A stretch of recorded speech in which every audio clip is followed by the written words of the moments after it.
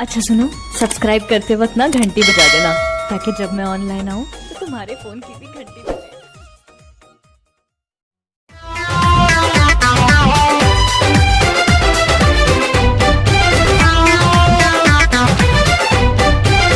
पिया तारा गंजा राजा धुआं भभकाए, पिया तारा गंजा राजा धुआं भभकाए, जर जाए छाती तो हर कैसे समझाए।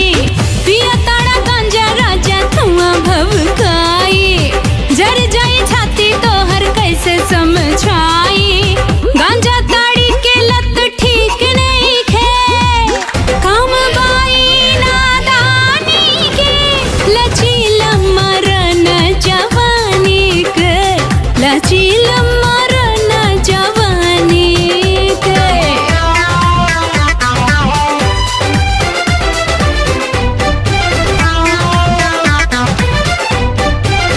आधा से बेसी जवानी के पानी घोटले बानी पतिला